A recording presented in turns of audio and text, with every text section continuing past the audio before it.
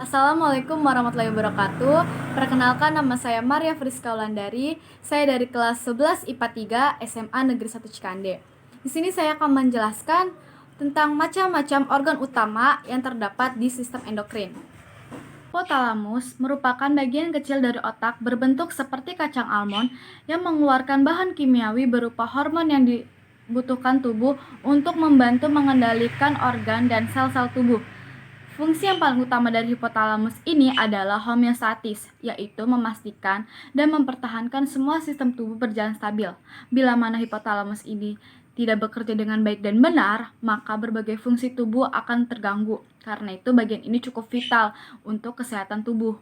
Hormon-hormon yang dihasilkan oleh hipotalamus yaitu hormon antidiuretik, oksitosin, somatostatin, hormon pelepas hormon pertumbuhan, hormon pelepas gonadotropin, hormon pelepas kortikotropin, dan hormon pelepas tirotropin. Yang kedua ada kelenjar hipofise. Biasanya disebut dengan kelenjar pituitari, yang merupakan kelenjar produsen hormon-hormon tertentu yang bertindak sebagai pengendali berbagai aspek tubuh manusia. Kelenjar ini juga biasanya sering disebut kelenjar master. Mengapa disebut demikian? Karena hormon yang disekresikan olehnya mengatur fungsi kelenjar lain juga. Hormon ini bertugas menghasilkan hormon yang membantu mengendalikan banyak proses dan fungsi organ pada tubuh kita. Kelenjar ini memiliki dua bagian, yaitu ada lobus anterior dan lobus posterior.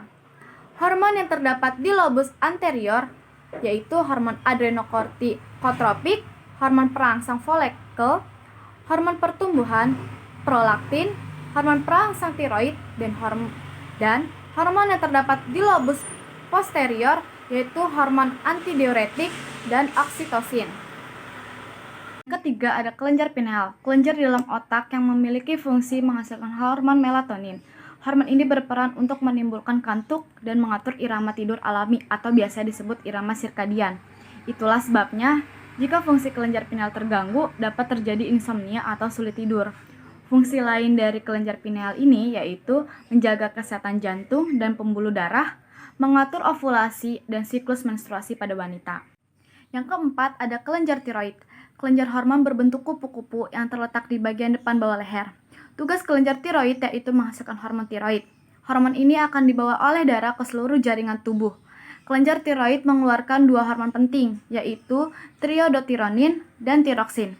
Kelenjar tiroid juga berfungsi untuk mengatur kecepatan tubuh, membakar energi, membuat protein, dan mengatur sensitivitas tubuh terhadap hormon lainnya. Yang kelima ada kelenjar paratiroid. Kelenjar endokrin yang berfungsi untuk mensekresikan hormon paratiroid. Kelenjar ini biasanya terletak pada leher. Dan pada manusia mempunyai 4 buah kelenjar paratiroid. Fungsi utama kelenjar ini adalah memproduksi hormon paratiroid.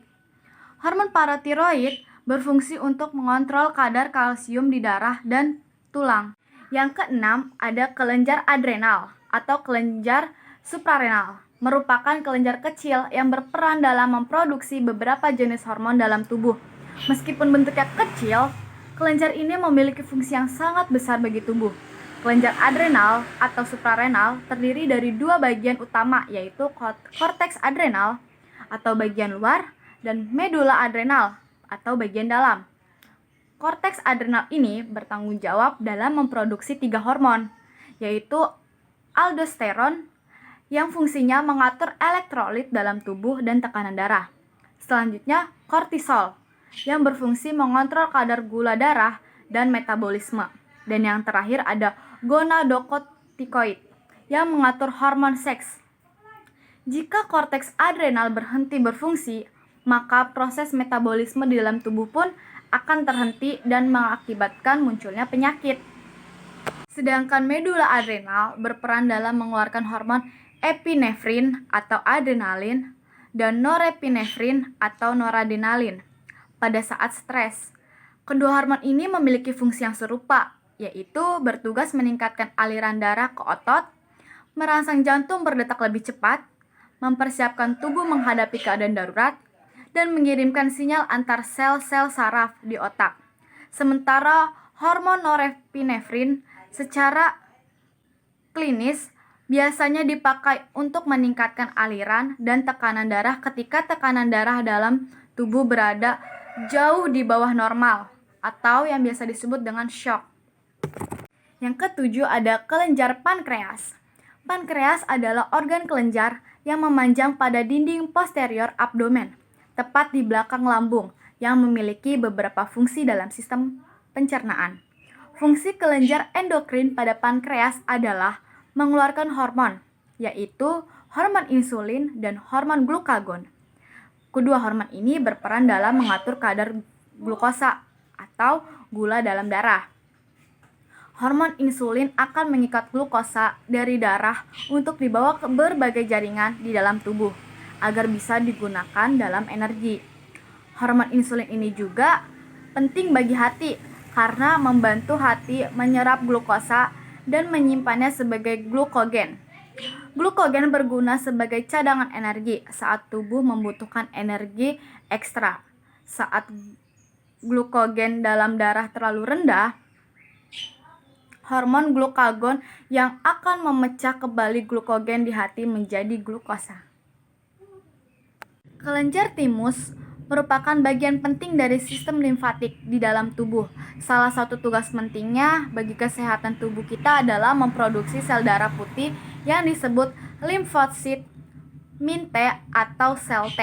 Sel ini merupakan bagian dari sistem kekebalan tubuh yang berfungsi untuk melawan sel kanker dan mikroorganisme penyebab infeksi yang masuk ke dalam tubuh.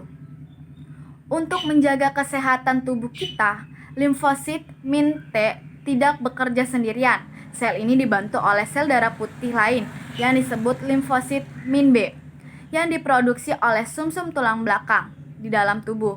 Sel darah putih ini bertugas mendeteksi zat-zat tertentu, benda asing, dan mikroorganisme yang dianggap berbahaya di dalam tubuh, lalu memproduksi antibodi untuk melawannya. Selain sel limfosit min T, kelenjar timus juga memproduksi hormon timosin yang bertugas untuk menunjang kerja sel limfosit min T dalam melawan infeksi dan sel kanker. Yang terakhir ada kelenjar testis dan kelenjar ovarium. Kelenjar ovarium merupakan kelenjar kelamin wanita yang berfungsi menghasilkan sel telur, hormon estrogen, dan hormon progesteron. Kelenjar ini terdapat pada wanita, terletak pada ovarium di samping kiri dan kanan uterus. Sekresi hormon estrogen dilakukan oleh folikel de Graaff atas rangsangan dari FSH.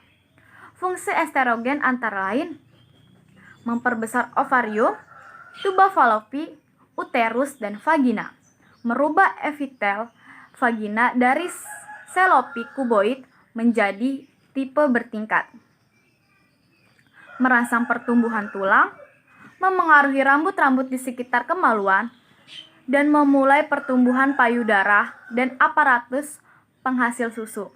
Hormon progesteron dihasilkan oleh corpus luteum atas rangsangan dari LH.